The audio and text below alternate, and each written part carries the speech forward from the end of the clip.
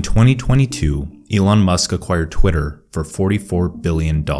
Soon after, he fired 80% of Twitter staff. That's upward of 6,000 people. This isn't the only case of tech layoffs or layoffs in general. Headlines are flooded with news of companies deciding to downsize, stripping people of their livelihood, and leaving the general population worried if they're next on the chopping block. Along with that, there are a few other interesting predictions. Freelance work has increased from 36% of the workforce to 46.6% since 2020. The creator economy is projected to double from $250 billion to $480 billion by 2028. And through my own research, I found that some prominent figures predict that AGI, or artificial general intelligence, the thing that everyone is afraid of with AI taking over the world, some predict it by the end of this year.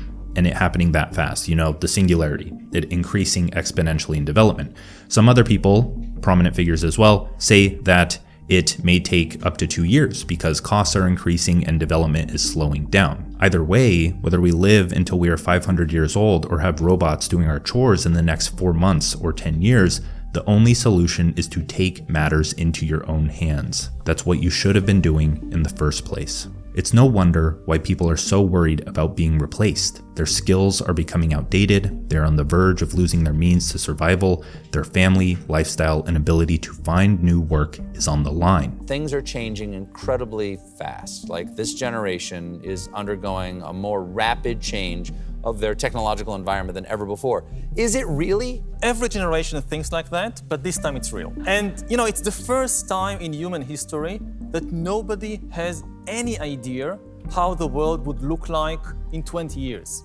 Today, nobody has any idea what to teach young people that will still be relevant in 20 years.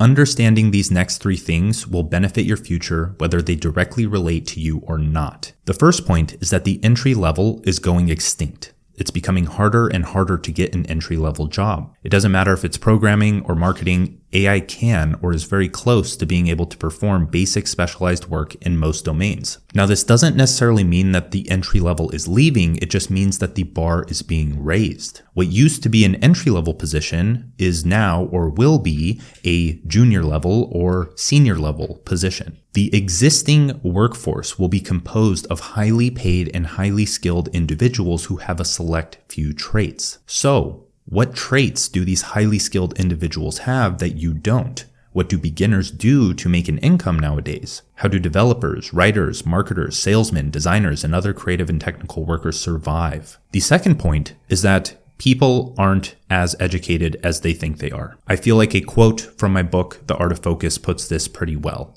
If you don't create a purpose, you will be assigned one.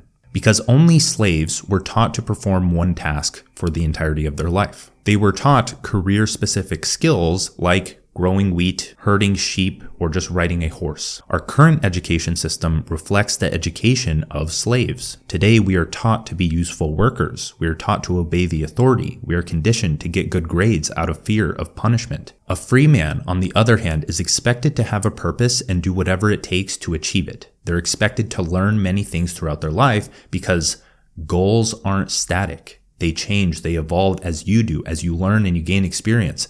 It doesn't make sense to have one goal or a hierarchy of goals of go to school, get a job, retire at 65. Since the day you're born, to have that goal is just weird because that's not how life works. Things change. You change, hopefully. A purpose is a goal that has a positive impact on others. Most people don't choose their own goals. They are programmed at a young age to have an employee mindset, to do what they're told and only learn in that narrow domain. We'll discuss the problems with this very soon. A goal implies knowledge and skills that must be learned to solve problems that prevent you from achieving the goal. If you don't choose your own goal, you do not choose what you learn or what problems you solve. Your mind remains narrow by default because the goal is narrow. Your destiny is decided for you because the only potential you know is the one you were assigned. So, what do we learn? And how do we protect ourselves against the dangers of AI? Point number 3 is that the future of work belongs to one-person businesses. There are almost 7 billion people on this planet. Someday, I hope, there will be almost 7 billion companies. A business is a legal structure that allows you to 1. Build what you want, 2. Solve valuable problems, and 3. Profit from both. Why am I telling you this? Because I'm tired of people thinking that business or entrepreneurship is reserved for people with startup capital or just a certain personality or set of traits. What they don't understand is that traits are programmed, they're trained, they're conditioned. You can develop any trait you want. You're probably not an introvert. You're just in a culture that would lead to you thinking that you're an introvert. Even then, entrepreneurship is a great path for an introvert because you don't have to deal with people most of the time. You just build in your room and talk to people online. Of course, there's nuance to that. For all I'm concerned, stop thinking of building an independent income for yourself as building a business or becoming an entrepreneur if that doesn't resonate with you. Just think of it as becoming valuable, packaging up that value, and engaging in value exchange, because that's the one thing that's been around since the caveman days. Value exchange, whether it's labeled as entrepreneurship or business, giving and receiving, that's what it is. That's how you make an income. You have to give or contribute something to someone who determines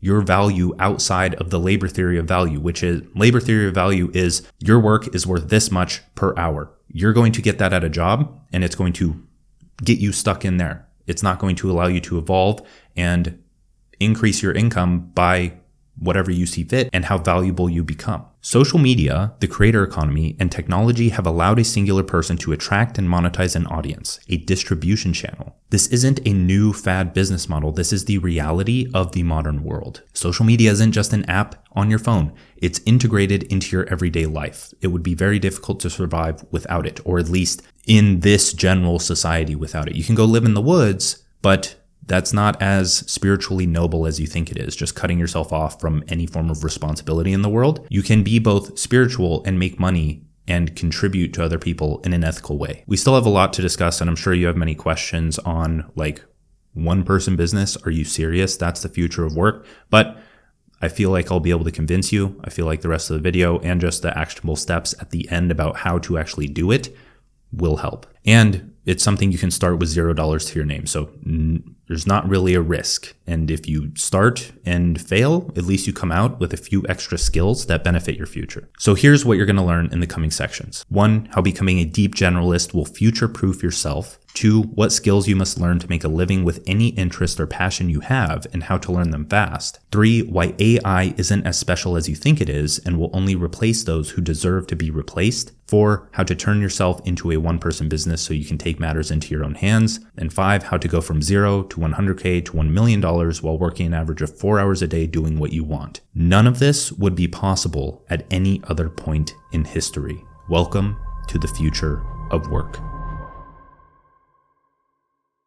Traditional education and hyperspecialization is a way to make people subservient to the dominant paradigm or system. Study the generalized principles of nature and be a deep generalist. Daniel Schmachtenberger. I want to introduce you to a certified genius, philosopher, and innovator. He designed the geodesic dome, which revolutionized architectural design by being incredibly stable while also being lightweight. His name is Buckminster Fuller. In his book, Operating Manual for Spaceship Earth, he illustrates a metaphor about the great pirates. The great pirates were just that. Pirates who understood many things like geography, celestial navigation, biology, the men on their ship, the ship itself, history, and science as those were necessary topics to succeed in trade and dominion. The men they brought to work on their ship were stupid on purpose. The pirates didn't want them to understand their strategies and contrive to overtake them and their wealth. They were expected to follow orders without question, and they did. Pirates had global knowledge as they could sail to different lands. They were generalists. The rulers of the land knew only about their land and what the pirates told them, and the pirates can lie.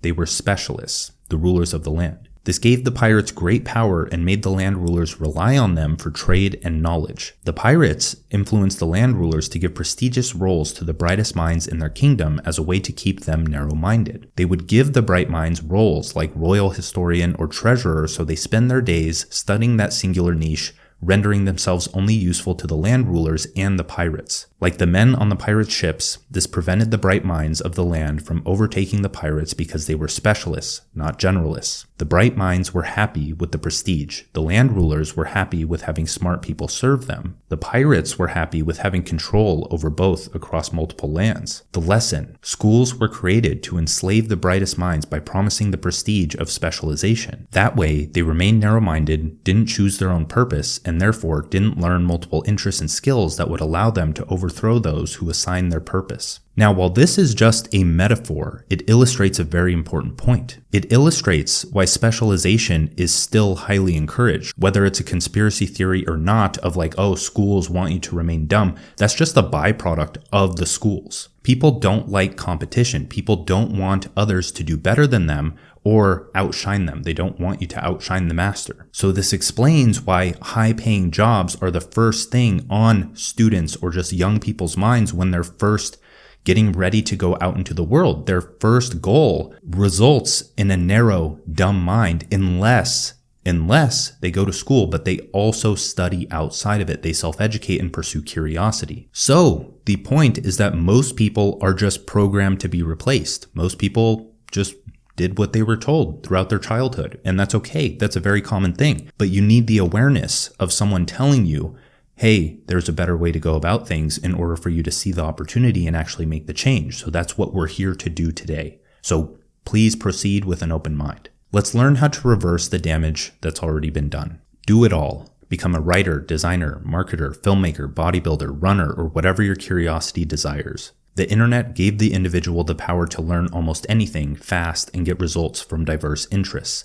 You are living through the second renaissance. The difference between an animal and a human is that animals specialize or niche down to survive. The problem is that over-specialization leads to extinction in certain species, like a long-beaked bird that can reach fish in shallow waters, so they stay in that environment. Then they breed and the longest beaks survive, but the beaks become so heavy that they can't fly, and the children's beaks become so small that there isn't any food left for them. On the other hand, humans build tools to make up for their shortcomings. In the past, we learned to throw spears so we could eat. Today, we learn to text our social circle on our phones so we aren't seen as outcasts. All technological advancement around you was a hedge against the extinction of the human race. In other words, humans are generalists that solve problems that prevent our extinction. We don't niche down, resulting in extinction. And yes, we're going to apply this to business soon, with starting a business or just choosing a niche to go into in the future. A question there: are you building something valuable to prevent your replacement?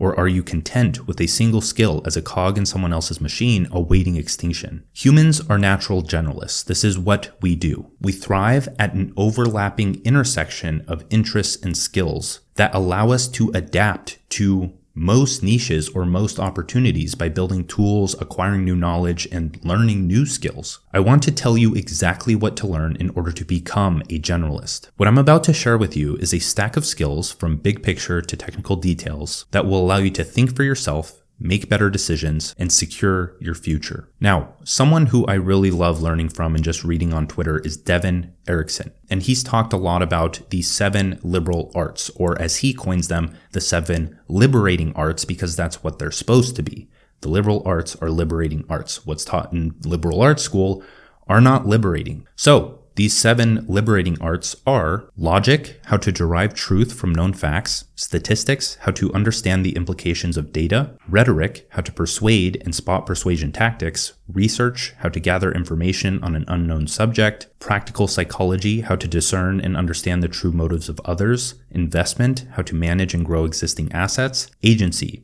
how to make decisions about what course to pursue and proactively take action to pursue it. If you want to learn these skills, you must hold them in your mind as you dive into the unknown or as you take a new path, because you don't just learn something by reading it. You hold it in your mind and you let new experiences in the chaos of the unknown bring that clarity to your mind and allow you to practice those skills in real time. So if you prepare yourself with these things top of mind and they slowly just become a part of who you are and your identity and what you do, whatever technical skills or skills that won't be relevant in 20 years or the skills that are relevant in 20 years, you'll be able to learn them fast and you'll be able to get results with them fast because you have the underlying traits that make those skills successful. So to learn the liberating arts, here is exactly what I learned. Think of these next skills as vessels for learning the softer skills that we just talked about. First is marketing and sales, because if you don't know how to attract and persuade, you will never get what you want, and your only option will be for an employer or the government to give it to you. This covers rhetoric and psychology. 2 is writing and thinking, the ability to communicate the value in your unique mind, the foundation of getting in front of other people. This covers logic and research. 3 is entrepreneurship, the process of taking my future into my own hands, hunting for my survival, and building products that I want to see in the world that others care about. This covers statistics, agency, and investment. Entrepreneurship may not be a skill, but it is a meta skill because it teaches you how to be high agency and how to solve problems, how to create a solution to those problems and sell the solution. And along the way, you cultivate the traits that make you unemployable or irreplaceable, because what I mean by unemployable is that you just could never go back to being employed because it doesn't make sense, because you can make more on your own. You can control your lifestyle on your own. It's all a skill. It's not luck. It's not like these entrepreneurs are just like, oh, yep, I know exactly what to do. No, they practice it and they fail and they learn something that you don't really get at a job outside of a narrow boundary of the context of the work you're working on with a specific skill. Now, the thing here is that nobody can teach you how to write, think, market, or sell, or how to do these skills. The good thing about that is that they can only show you how they do it. I can only show you how I write or how I market or how I sell. And that's completely different from other people. And that's a great thing because you can study multiple perspectives, practice them all, and create your own way. That means if you want to learn these skills, if you want to learn any skill, then you have to embrace a self-experimentation mindset. You can't just watch tutorials all day. That's not how learning works. So your job is to research processes that others have found success with. Read books, use Google search, binge watch YouTube tutorials. Self-education must become a daily 30 to 60 minute habit. This isn't optional. Experiment with various techniques. Implement the processes you learn and attempt to get results. Identify patterns and principles. Note the similarities between each and double down on them. Create your own process. Tailor what you learn to your unique lifestyle and situation. Contribute to true education by passing it down. Give people education that can't be taught in schools with a fundamental grounding in critical thinking. With entrepreneurship as your vessel, you set the scene for true education and sovereignty, because true education is about discovery, not memorization. You have to dive into the unknown, discover, make sense of the world. It's sense making, it's clarity. It's not being told or forced to learn something that you don't care about, that serves a goal that you didn't choose to pursue. So with these future-proof skills that I've personally learned and that I think are a great option for most people because they're evergreen, is marketing and sales, writing and thinking, entrepreneurship. So with writing and thinking, you attract like-minded people. With marketing and sales, you persuade them. With marketing and sales, you understand the minds of your customer so that you can solve your own problems and create a solution for them that they will benefit from. You're not just creating a product to sell and steal money. It's a mutual exchange of value. Then you persuade, not force or deceive, as to why your option is potentially better. And if it's not a better option, that doesn't make it a scam. That makes it a product that you need to improve, or it's not going to survive. That's the beautiful thing about this, is that you have to improve. So if you're looking for the lazy way out, then yes, go work and do the replaceable task and get replaced and then get stuck in that cycle. That doesn't sound anywhere near as fun as just improving yourself and enjoying the challenge that life presents. So now that we have a foundation of future-proof skills, now we need to adapt to the times, because I can say, oh, do marketing and sales, do writing and thinking, and do entrepreneurship, but like, what do you do? That's where technical know-how or technical skills come into play in this modern environment. What do you need to learn that is relevant right now? This is what people are so worried about because they don't have the previous future-proof skills that allow them to adapt and learn the technical skills of the time. So this is what's relevant right now, but it may not be relevant in the future, but you need to be able to adapt. In this digital renaissance environment that we're in, this means that the technical skills are social media, so building a name for yourself as your storefront for the value you create, the command center for your business. Content, So writing, design, or video to educate, entertain, and inspire people to see your value, to attract people. So you actually have an audience that wants to buy your stuff, because if they don't buy your stuff, then you don't make an income. Simple. Email marketing, so newsletters or sequences to nurture the audience you acquire. Visual design, so illustrating the vibe of your brand to spark emotion in your viewers. Or something like funnel building, which is a bit more esoteric, but what that means is just like the intersections of landing pages, websites, and how you fuel them with the audience that you've acquired, or content or email. So where you're sending people, you attract them with social media, you get them onto your newsletter, then you send them to a landing page, then they purchase the product, then you talk to them about buying a service from you. You need to understand the ecosystem. The other thing is that the requirements to learn these skills are going to change as AI shakes the industry. They're going to be easier to learn because AI is going to be able to do these specialized tasks faster. We'll talk about how AI comes into this soon. I think you'll be surprised. But now the questions that you're asking are, what do I write about? What do I market and sell? What do I email, design, or leverage technical skills with? The interests you can't help but tell others about. The books you can't pull yourself away from. The ideas that flood your search history. The projects you dream of building but can't seem to make the time to build. And if you want my systems for writing, building an audience, building a product, creating your life's work, etc., discovering your life's work, or even if you don't care about the concept of a life's work, just creative work, go to thedanco.com. There's the 2-hour writer course and mental monetization course, both there. You are the most profitable niche. The creator economy, not to be confused with the influencer economy, is characterized by individuals who pursue their interests and document their knowledge. Creators attract people to their vision, their story, their goals. AI is not curious. You must give it the context of a vision, story, or goal to work. Curiosity and generalism are your edge in attracting like-minded people who have problems you've solved in your life. The thing here with writing content, or you being the niche and attracting people to you, because the way you attract an audience to your business nowadays, if you're online, is there's a few different options. There's paid ads, which if we're going the route of not having startup money or doing it from $0, or just having a more potent way of doing it, then social media content and growing on social media. Other than that, there's SEO and other things, but social media in general, building an audience under your personal brand, is the most profitable, the most trustworthy, like with content and such. You don't need to worry so much about sales calls and how optimized your landing pages are and things like that. You just talk to your audience, people like who you are, and then you can build whatever you want. Nobody wants to follow a glorified search engine that just talks about the same thing all the time. And many creators tell me they're afraid to branch out into new interests because they have trouble seeing how that will work. All you have to do is look at everyone you follow. Are they talking about one thing? Some will say yes, but are they really? Or are they talking about their opinions, their interests, their beliefs? What are they posting to their story? If they talk about fitness, are they only talking about fitness? Or are they talking about family life and maybe what they learned as a dad? They're talking about everything.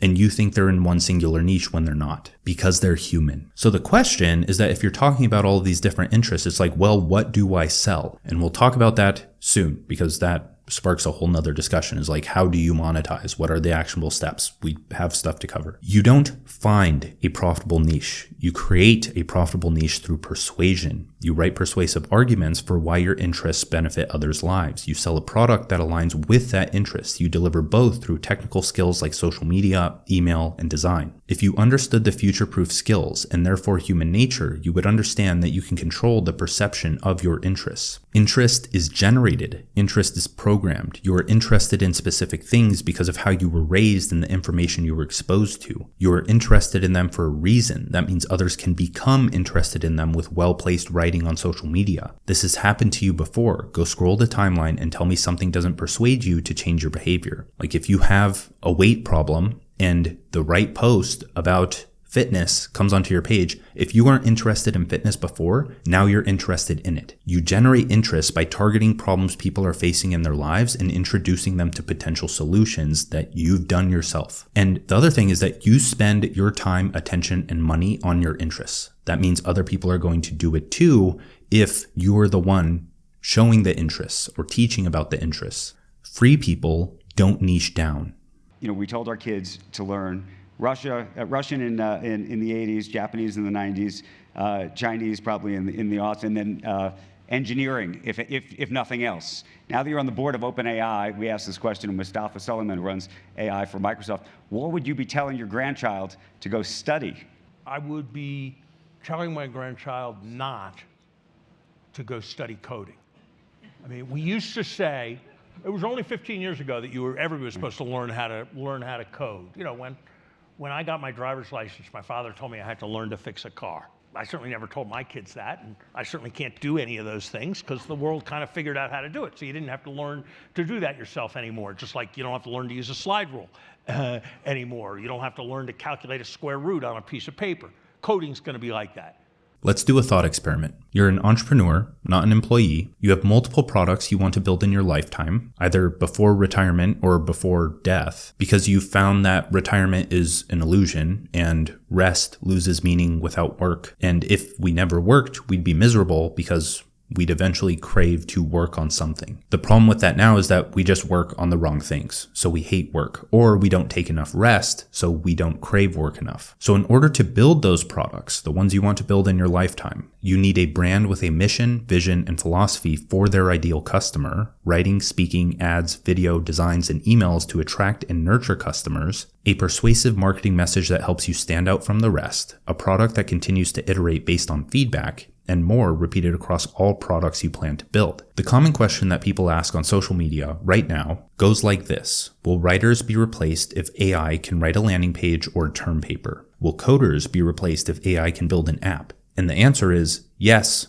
some of them, if they aren't in control of the vision. Computers are hyper specialists. Humans are deep generalists, a great combo, but not too effective on their own. Computers will only replace those who deserve to be replaced. AI can help you write the term paper, create the design, or edit the video faster, which gives more power to the individual using the AI, and that's what's created the ability for one-person businesses to make $10 million a year. There are many people who have done this, but the thing is that there still has to be an individual orchestrating the path toward the vision. There still has to be the creator using the AI in all aspects of the business, or the business using the AI in all aspects of the business, replacing the people working for it to achieve the vision of that company. The fundamental misunderstanding with people worried about replacement is that there will always be problems to solve. You don't know how to hunt. You're trapped in a repetitive string of known tasks assigned by someone else. It's obvious why you are a prime candidate for replacement. You don't grow or evolve. There's no novelty, no iteration, and no building toward a vision that exposes you to solvable problems that can't be found when you are at a standstill. If you rely on someone else to give you a problem to solve, you will be replaced. You need agency, creativity, and a purpose. AI can write a book, but that book is only valuable if it's marketed to, distributed to, and written for an audience that perceives that book as valuable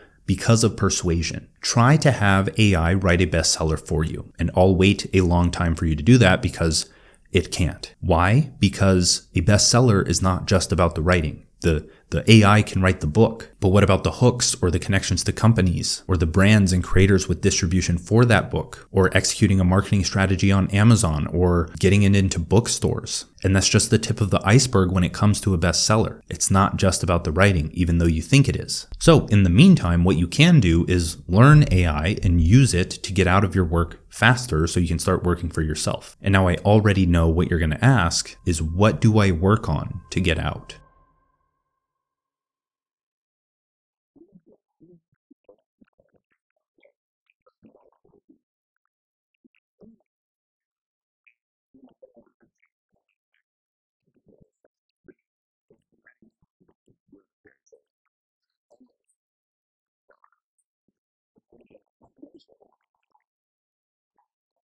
If you've solved a problem in your life, you're qualified to start a business. Not just any business, an education business, as one person with zero startup costs with the knowledge you already have in your head, regardless of experience level. Most people try to build a startup or just have some crazy business idea after a night of drinking with their friends. They think their idea will change the world, but they're usually delusional because they don't have any prior business experience. If you had the idea with zero experience, meaning that your mind is limited in the ideas that you can have, or you haven't built anything that leads to better ideas, then I can almost guarantee that someone has already tried and failed with it. And I'm talking about like new ideas, like revolutionary ideas. There's a reason that people, and specifically creators, are making millions solving fitness, productivity, career, money, relationships, and lifestyle problems. Because every person has them. Because AI can help with the dissemination of tools and knowledge, but it can't actually change the behavior of an individual. It can't actually solve a human problem.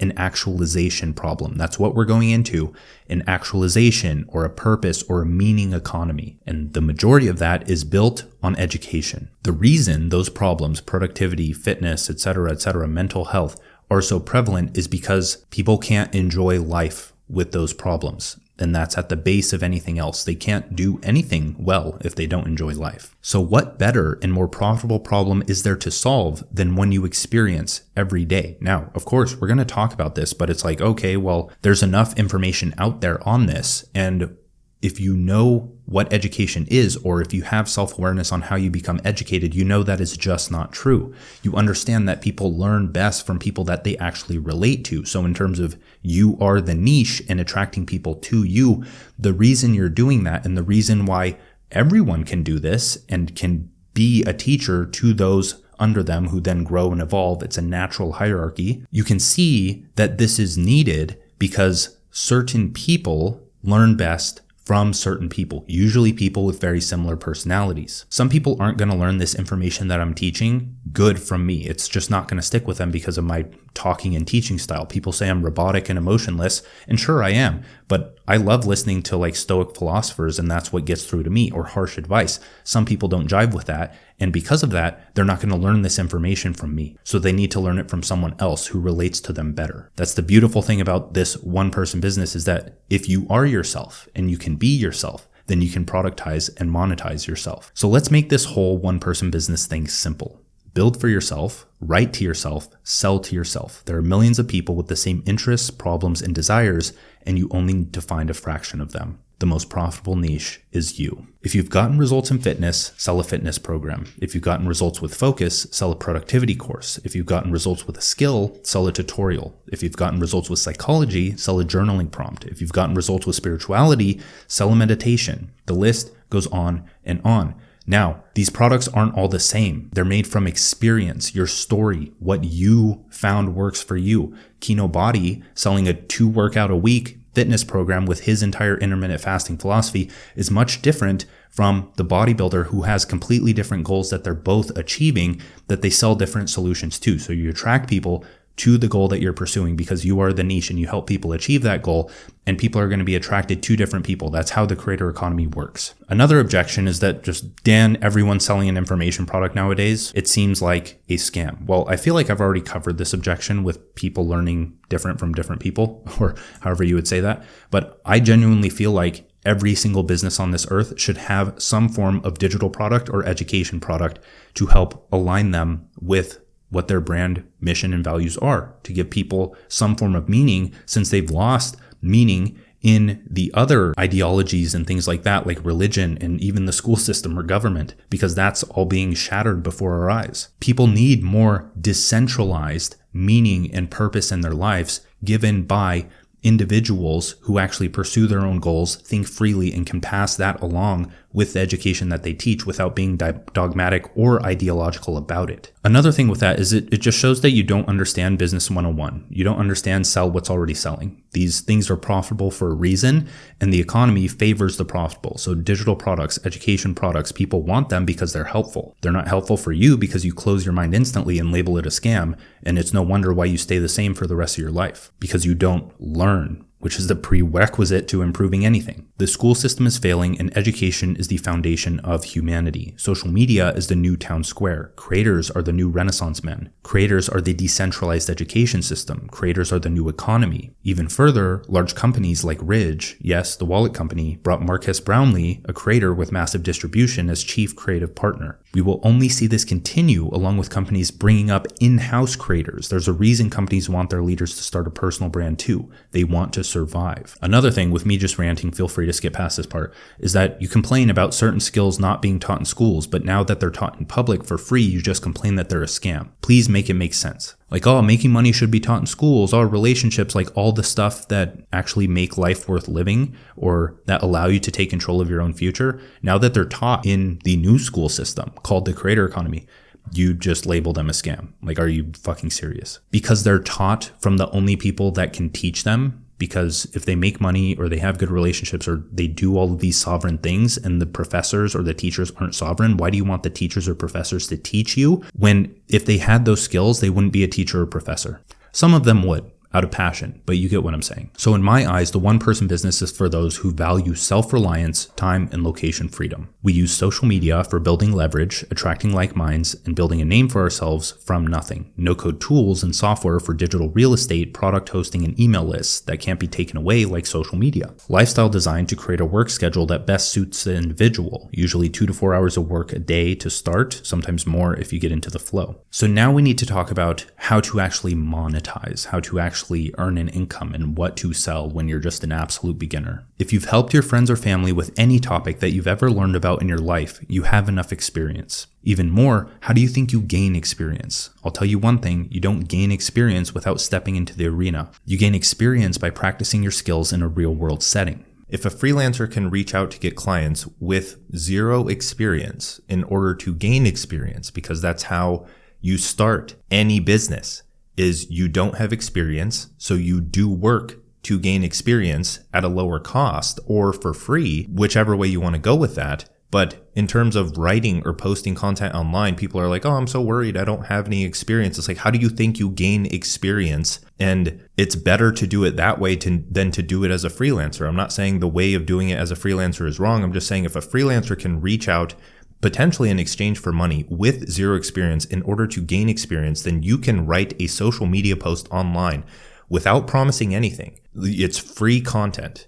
You can do that without experience so that you can reap the benefits of articulating your thoughts in order to expose knowledge gaps, because that's the only way that you're going to learn faster. You're not going to learn and gain experience by sitting and reading about things. You're going to gain experience by getting direct feedback and criticism on your work. That's the only way, is by entering the arena. And if it helps to think of your writing as teaching, because that's what it is, and let's say you want to leverage the protege effect, which is that you learn more, the student learns more, the teacher learns more than the student, where teaching helps you learn more faster. It's like when you read a book and then you go and have a conversation with someone like a friend because you're excited about it and you want to share those ideas, you don't articulate it very well the first time around, right? But then over time, that's what helps it make sense to you and you slowly get better at something. People that you watch online aren't articulate because they're just magically articulate. It's because they've practiced and you don't notice the bad iterations because people don't care about you when you are first starting out. When you have 0 followers, 0 experience, people don't care until you've actually gained the experience by doing it over and over again. The other thing here is that I like to think of my Twitter or just social media in general as my notes. I like to share the ideas that I found helpful myself. I like to give myself advice. It's like a public journal, right? I don't need to promise certain things like making $5 billion. I can just talk about my own experience and the ideas that I found impactful. And I don't think there's anything wrong with that. And I don't think you need any experience to share an idea that you found in a book in your own words. So with that out of the way, let's actually get into the different paths you can take to start monetizing. The first is skill-based. So this is the typical thing that they tell you to learn, where it's learn a skill, teach a skill, sell a skill. You learn one singular skill. This can be very good. This is the option that most people take because most common advice is learn a marketable skill for your first thing and then sell the marketable skill. And it's like, I like that. That works. You can make money, but that also makes you one-dimensional. And if your entire brand or business is based around that, then you don't really have a way of pivoting out in the future. And then it gets boring and then you trap yourself in a new 9-to-5 and you can't get out of client work and it's can end up being a disaster. But I'm not saying to not start with that. I'm just saying if you do start with it, make it so you can evolve beyond it. Do not pigeonhole yourself into one niche. We're starting a personal brand or a creator brand because that allows you to be you and people like you and you attract potential clients and et cetera, et cetera. We'll get into it. But what I mean there is you build a diverse audience, you build a larger audience and you can gain clients through that audience for whatever freelance service you offer, or you can just go the typical route of landing freelance clients, which is like the manual route of DMs, etc. The reason you're building along with it, building an audience along with it, is to land the clients easier because you're providing value in the form of content. The clients like you because they see your personality. You're going to land the client over another person if you have an audience and if you are putting out content because they know you're legit. But you're usually going to, at the start, you're usually going to have to do the same monetization tactics that you would do without an audience. So if you want to learn those, check out Digital Economics, link in the description. The second path is development based, and that's what I'm all about. And I'm sure that's what many of you watching this are all about, because I know you guys have very similar interests as me, which is like human potential, self-improvement, psychology, metaphysics, philosophy, spirituality, etc. So this path, the development path, is based around the 4 eternal markets, which are health, wealth, relationships, and happiness. These are the eternal markets, the evergreen markets. These are where the problems within them that you solve to make money in business will never go away, because every underdeveloped person, that's a bad way of saying it. I mean no negative thing when saying underdeveloped person. I just mean someone who is new to the space or new to improving their mind, body, business, spirit. They haven't solved the problems in their life, and they need help with that from someone of a like-minded personality. So what I mean by these are evergreen or eternal doesn't mean they're evergreen for the specific person, although they can be, because people go through cycles and they need help all the time throughout their life. That's fine. That's natural. I'm talking about the people who need to be raised up, and there's people born every day. This is just going to be a thing. And AI can't solve these problems. They can help you solve them, as we talked about, but the individual needs to change their behavior, and that can only be done, or it can be done by multiple ways, but it can be done best by learning from someone who they can relate with, a human who they can connect with. And with that, I genuinely believe that, you can go and look this up and watch videos on the topic of the purpose economy or the meaning economy or the human economy or whatever it may be, what comes next once our basic needs are met, thanks to AI solving the basic needs. But what's after that? The growth needs. Mind, body, spirit, business, improving, actualizing. That's where the money is going to go very soon. And that's where it's been going, frankly. But the other lines of work are going to be replaced or automated, except for the highest skilled people in those domains. So the thing with this is that path 1 only goes after the wealth domain. It's still an eternal market, but it only goes after the wealth domain. So it's one-dimensional by default. With path 2, you quite literally pursue your own goals in life, brand, solve your problems as you are pursuing those goals, content or writing, and create a system to help others do the same, which is your product or service. This is how you be yourself, improve yourself, and profit off of yourself. This is how you turn yourself into the business. And now, of course, the objections that flood everyone's mind during this time is like, but Dan, I've never done this before. I'm not experienced enough. And it's like, in terms of writing content or attracting people or helping people, you're just helping someone that's one step behind you. If you've lost 10 pounds, you're probably going to be the better teacher than the person who is super jacked trying to help a overweight person lose weight, because the person who is just a few steps ahead of them, they can relate so much closer. The bodybuilder or the trainer trying to train someone who has never done this in their life, they may be able to help, but it's going to feel so awkward for the person being trained, and they're not going to want to show up day after day. They want a friend, they want connection to be able to grow along with them. And the other thing is, you're not writing content like how I made $1 million in 3 days. You're writing stuff along the lines of how I plan to make $1 million in 5 years. Or you're not saying how I lost, even if you have zero experience, you're not saying how I lost 10 pounds in 2 months. You're saying, here's my plan to lose 10 pounds in 2 months until you gain experience.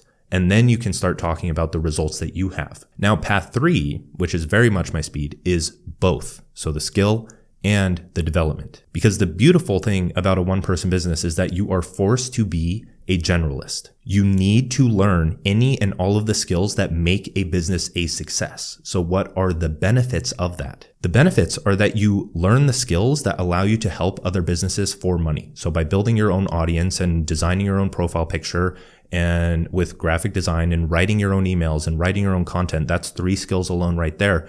And selling an affiliate product, you don't even need your product to practice marketing and sales. You just affiliate for someone else. Like when we have an affiliate program for Cortex, our writing app, you can take that, start talking about writing, help us sell it, and through that experience, create your own. If you want to create an app and compete with us, try. We encourage you to. We might lose, we might win, who knows? That's what makes it fun. But even then, you can build your own landing page for it based on the specific offer. You can learn all of these skills that you need to learn to run a business. And then once you have results in this new domain, you can help other businesses do it and start to work your way up the ladder in terms of how much you charge. And other things like soft skills along with that. If you're a one-person business, you need to acquire CEO level traits really quick. You need to learn to say no. You need to learn to systemize your work days into 2 to 4 to 6 hours a day, however long you want to work. From that, you understand productivity. You understand all of these soft skills that can then be packaged up. You don't have to sell anything related to making money.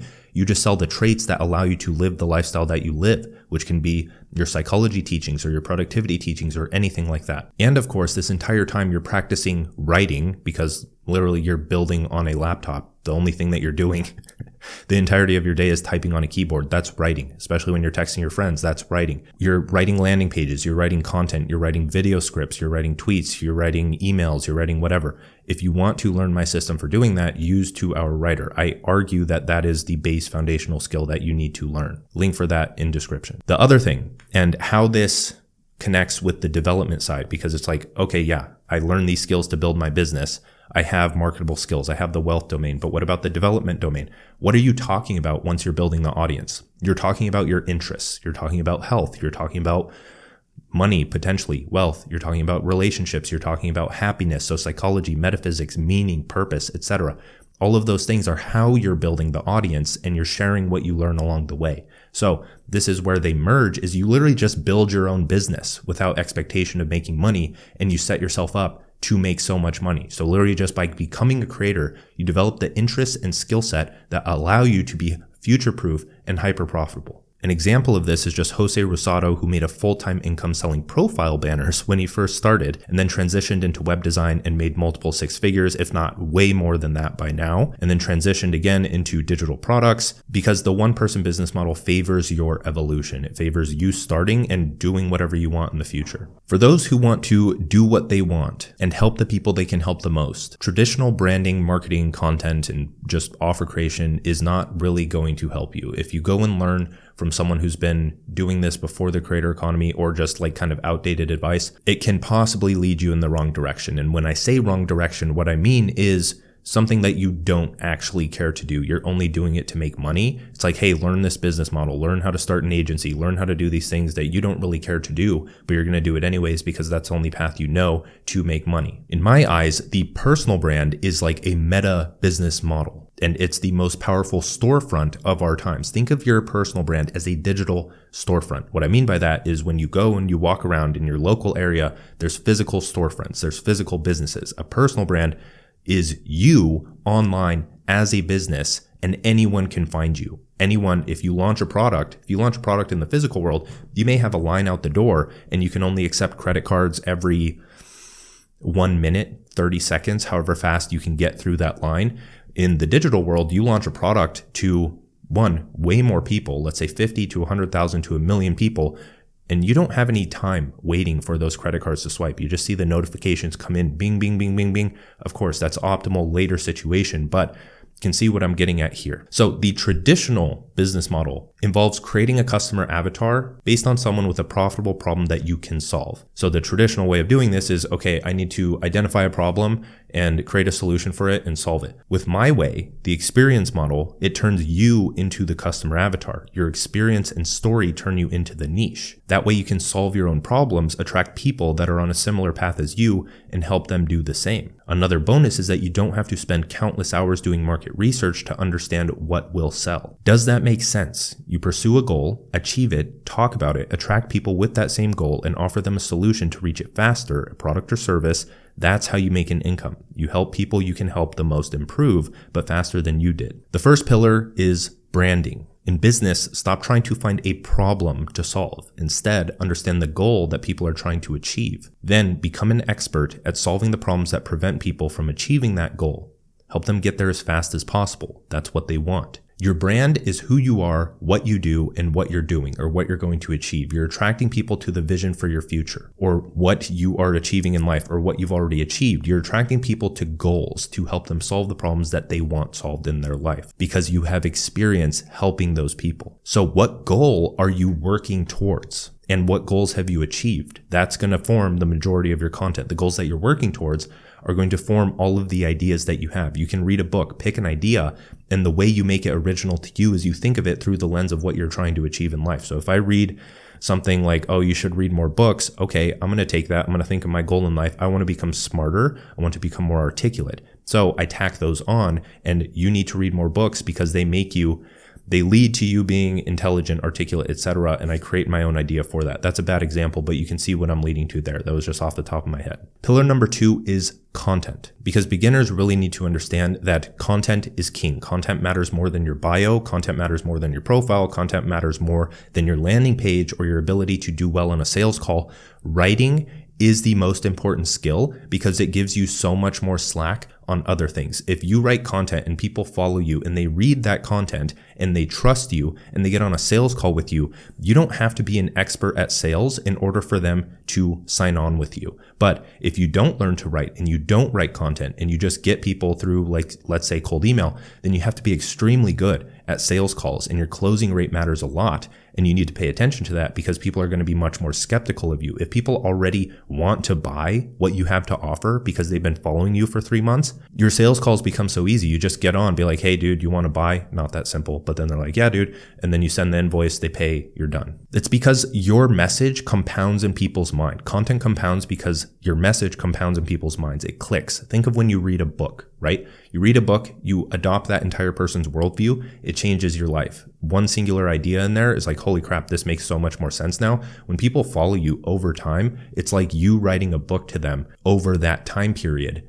and it has a very similar effect. So the question is, what do you write about? You write about the interests, skills, and topics that you plan to master, the ones that will help you achieve your goals in a way that is unique to you. As I said earlier, and from the tweet above, you're not trying to solve a problem, you're trying to achieve a goal. So any idea or any writing or any topic that you have should be framed under the lens of a goal. The way this becomes unique is because if everyone has the goal of living the good life, how are you going to make it a reality? For me, that's studying the human mind and philosophy and business and spirituality. For another person, that could be web design and mindset and fitness. And for another, that could be automation, marketing, and productivity. If you put 5 people at the bottom of a mountain and asked how they would get to the top, they would all draw a different path. The unique combination of these topics are your niche. So how do you start writing about these topics? In digital economics, I teach the domain of mastery. So here's the image of it. But you have 3 interests, one that makes money, one that excites you, and one development-based. Development-based is like philosophy, spirituality, self-improvement, self-actualization, etc. And all of these overlap. These aren't like hard interests. And then beyond that, you break them down into the principles of that interest. So the things that really matter within that interest, then topics you can write about outside of that,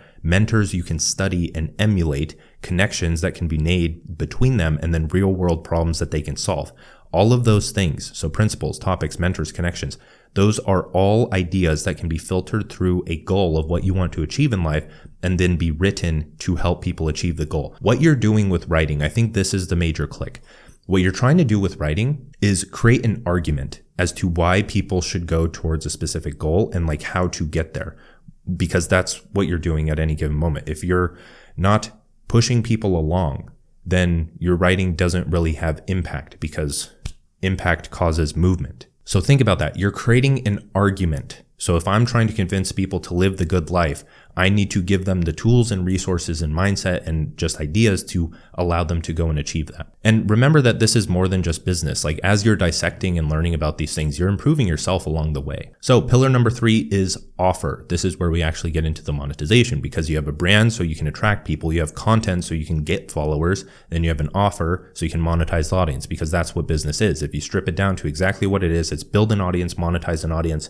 Doesn't matter if it's you're a creator or Facebook ads, that's an audience. Doesn't matter if it's Instagram, it doesn't matter, whatever. You build an audience, you monetize the audience. The thing with this is that no, you don't need to start waiting in order to start monetizing because I'm tired of hearing that shit. It's just a gatekeeper mindset. You don't need to wait. You need something to iterate on. If you don't have a product or service that you're selling right now, no matter how bad or how non-experience based it is, if it's just a curation, if you're selling 50 of my favorite quotes for $10 in an ebook, do that. So at least you can improve on it because your products will suck. Every single first iteration of anything will suck until you improve it, because you can only spot problems when there is actually a problem in real life. Otherwise, you're just solving fake problems that don't exist, and you're still not putting anything out to potentially get paid. So build a product right now. The other thing is that you just need to learn what it's like to sell. You need to understand that sales equals survival. And if you aren't selling or promoting yourself every single day, you're not going to survive, because someone isn't there to give you a paycheck every week or every 2 weeks. You have to do it yourself, and that has to become a habit, and you need to get good at that. That's how you survive. So what do you sell? I want to introduce you to the minimum viable offer. This is just a different way of me spinning the minimum viable product, but I can make it more specific and applicable to you.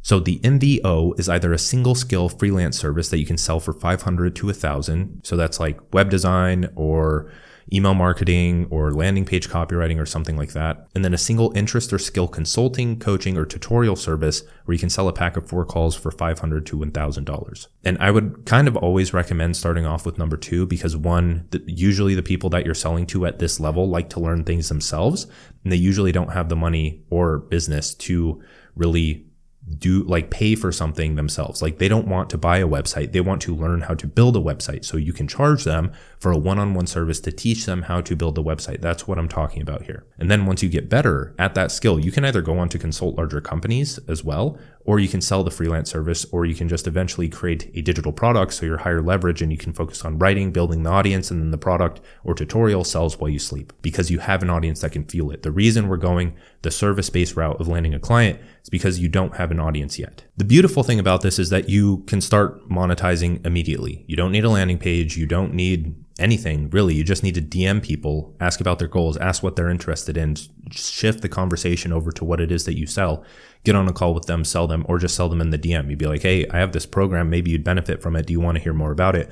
Boom, bam, boom. You land the client. This isn't a video on landing the client. That's why I'm skipping over things like that. The other thing is that with this, you can build out a scalable product from the start. If you do a freelance service where you're doing the work for them, you don't really build a curriculum or productize along the way. You can, kind of, sort of, but if you're teaching someone, you can build a curriculum based on what you're learning and the feedback that you get, and then you can slowly turn that into a product, or you can even decrease the time you spend doing the client work for them, right? So rather than, or you can increase the effectiveness of it. You can still do 4 calls, but the reason you charge more is because you have week by week curriculum and action steps that makes the program more effective. And then eventually you just turn that into a course that can sell on its own until people want to work with you one-on-one. So pillar number 4 is marketing. And I'll just make this extremely quick, is that if you don't promote yourself, you're not going to make money. It's as simple as that. People come to me and they're like, Dan, why am I not making money? Or people come back to me and they're like, Dan, why am I not making money anymore? And the reason is because you're not doing the things that make money. You stop promoting yourself and you don't realize it. You cut off a certain channel and you just stop paying attention to that habit, and you didn't realize how much it was contributing to your revenue. So how do you market this service? One is content. You try to promote yourself every single day under one of your posts. Second is a lead magnet or a free download based on the basics around what it is that you sell. So if you sell web design, show them how to set up WordPress or a landing page, or sell a checklist, or not sell, but have a free download for a checklist. From there, they get entered into a newsletter. So you promote your lead magnet every single day to get newsletter subscribers. You write a weekly newsletter that gives more details and insights and valuable advice based on, let's say, web design for this.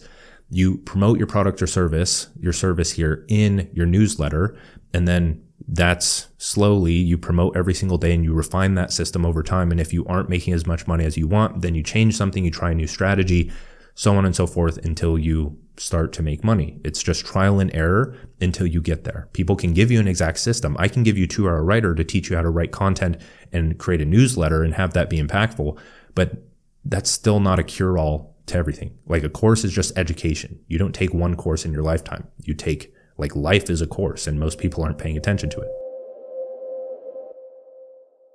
The path to $1 million is one person working 4 hours or less. Do not work more than 4 hours. Start with client work, get results, make money, build your audience, productize your work. Repeat steps 3 through 5 until you reach 1 million. Then don't stop. I want to talk to you about a concept that I came up with called Coe's Law. Yes, that's named after me. Yes, I'm narcissistic. I think it's a cool name. Creative work evolves to earn more in the time allotted for its completion. This demands creativity, growth, and skill acquisition to solve problems that prevent this evolution. So we've all heard about Parkinson's Law, which is that work expands to fill the time allotted for its completion. But this is a step further. This is saying that creative work, or the correct work for you or your life's work, has room to evolve, because with Parkinson's Law, I'm sure it accounts for this in some alternate dimension, but your work expands, but your income doesn't. So if you're only focusing on the same thing and your work doesn't evolve, then you're going to make the same amount. You're going to be doing less work if you follow Parkinson's Law, but you're not going to be making more over time. The reason I came up with this is because I just see it every day, and people talk to me every day in my DMs, and they say,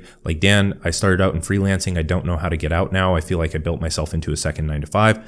And I realize that as well. But if you're an entrepreneur, you see that that's a problem that needs solving. That's what entrepreneurs do. They identify problems and they solve it. So what's the next step after that? If you're a freelancer working through just cold outreach and gaining clients, you set yourself up to fail from the start. You didn't build an audience. With an audience, you can pivot out as your audience grows to different styles of offers that allow you to make more in the same amount of time. That's why I talk about the 4-hour workday philosophy as one person. I don't work 4 hours a day right now. I work a lot more because I'm building Cortex. But as a one-person business, it is more than possible to make $1 million plus a year working 4 hours a day. People don't believe me when I say that, but it just takes simple logic. It doesn't take too long to write 3 tweets a day.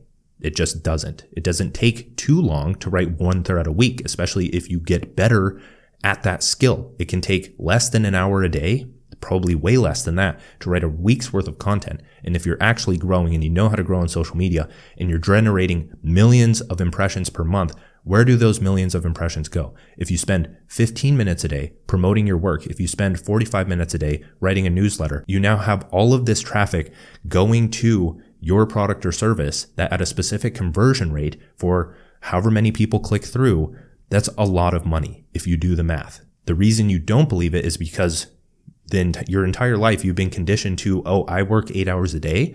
I make this amount of money for that amount of work. You're not in the entrepreneur mindset of entrepreneurs don't work on an hourly basis. They work based on the value that they provide. Some entrepreneurs, like, I don't understand where the dissonance here is, where some entrepreneurs, they don't work at all because they have a business that runs for them through automation and having a team, etc. The thing is that if you aren't seeing results, you aren't growing, you aren't actually selling anything, systemizing that process is just going to leave you there. You need to actually get good at what you're doing before that. So some metrics, if you aren't growing by 1,500 to 3,000 followers a month on social media, you're doing something wrong and you can do better. From there, I think it's pretty self-explanatory that if you have that consistent amount of growth over a year, 2 years, you can make a good amount of money, way more than you're used to. I'll add on to that. If you aren't getting 1,500 to 3,000 followers a month in under 30 minutes a day of work, you're doing something wrong. So let's actually break down how Coe's Law comes into play so you can evolve from $0 to $100,000 to $1 million.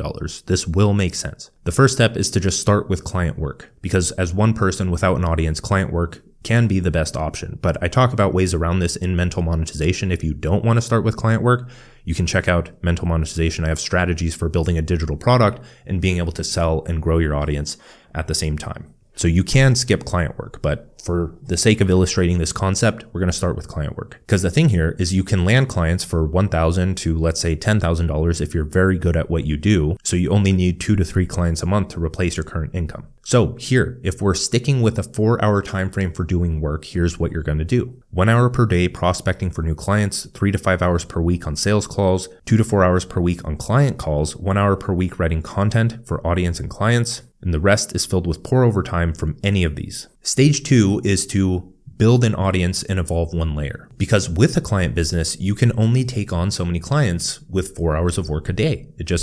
That's just how it goes. And so without the 4-hour workday cutoff, you're not going to have a time where you're like, oh, okay, I need to evolve. And if you work 8 to 9 hours a day doing client work, you're not going to have any time to evolve. So you need that buffer. So here's a path you can take when you're at that point where I have too many clients, my audience is growing, but I need to get out of client work or at least reduce it. First is just build an audience with writing, because you don't want to waste time on video editing and graphics yet. You use writing on social media and a newsletter to build an audience, And if you need an example of this, just look at my Instagram, LinkedIn, and X. So I'm not talking about creating these videos yet.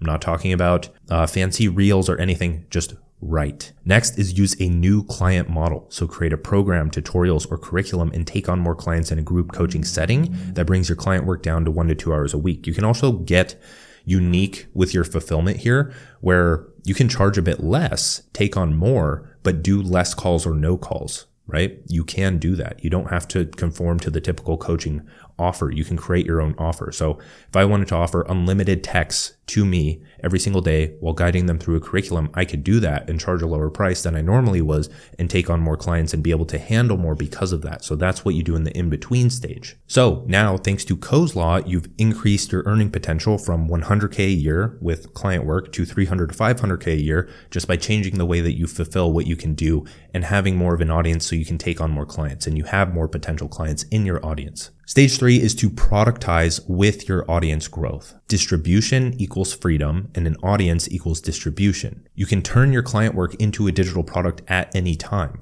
for extra income. And the thing with that is when you sell a product and people buy it, people are more likely to hire you for client work as well. So just by having a digital product, even if you don't have that large of an audience, people can buy it. They see your expertise. They realize I don't want to do this myself or I need more help doing it. They reach out to you. You close them as a client. People with a digital product often land clients more and faster than people without one. So it's just smart to build a curriculum along the way as you're doing the client work so that you can sell that and get more clients in the future if you're dead set on client work. But then in this third stage, you create a cohort-based program. So you charge less than before, but take on more customers. And thanks to your large audience, you can earn more than a group client model while working the same amount of time. Next is build a standalone digital product. So use your teachings and results from your client work to build a successful product. You build it once and it sells while you sleep, adding to your income. Then you can leave client work if you want. You may see a dip in income at the start, but that newly allotted time is used to diversify platforms, increase revenue, and improve audience growth speed. So again, thanks to Coe's Law, you've increased your earning potential from 300K a year to 1 million a year because you have a bigger audience, you have a digital product that you don't need to spend any time fulfilling aside from occasional support, and you can take on clients on top of that, and you can run a cohort-based program that every enrollment period, let's say you run 4 cohorts a year, that's a massive spike in revenue, and then in between that, you sell the digital product. So during this time, your time is allotted to 1 to 2 hours per week fulfilling your cohort program, 2 hours per day writing content to fuel growth, and 1 to 2 hours a day building products that could take you even further. So this entire time, through that entire evolution, you have worked 4 hours a day and you've increased your income because by working 4 hours a day, you forced yourself to change how you work in a more leveraged fashion. You didn't add on more work and ruin that possibility. You just focused on leverage and distribution, the things that you actually need to make money. And at this point, if you wanted to, if you still just wanted to make 100K a year, you could decrease your work time to 30 minutes a day. And then at this point, once you actually have this cash flow and distribution, you can build whatever you want. You can build a software, you can build your new startup. You have all of these connections. You have founders sitting in your audience. Or if you don't, you have an audience of however many thousand people that can refer you to them so you can get investors better, you can get a job better, you can find people for your team better. It's just an overall benefit. Now, if you want to learn more about the one-person business model, I have an entire playlist on YouTube for that series. It was a very popular topic of mine for a while, but specifically, I would recommend The Most Profitable Niche Is You, The Rise of the Value Creator, and anything related to writing. So there's a lot of them are just called Learn This Skill If You Want to Survive or things like that. You'll see them. You'll know them when you see them. And if you want me to teach you how to start one, you have to learn the skills necessary to start one. So that's writing with 2-Hour Writer, building a digital product with mental monetization, or you can get both if you grab digital economics. And that's just a larger masterclass. But personally, I'd recommend starting with 2-Hour Writer because you can always just upgrade. I allow you to upgrade in the actual modules. Now, if you want my writing and note-taking app, I know there's a lot of promotions. I apologize, but not really. This is shameless. Cortex I've been building for over a year now with my dev team and my co-founders. It's been an incredible experience. The writing app is about to launch. So if you want early access to that, or you just want to check it out when it is launched, go to cortex.co. And just all links are in the description for all of these. So thank you for watching. Like, subscribe while you're at it. See you in the next video. Peace.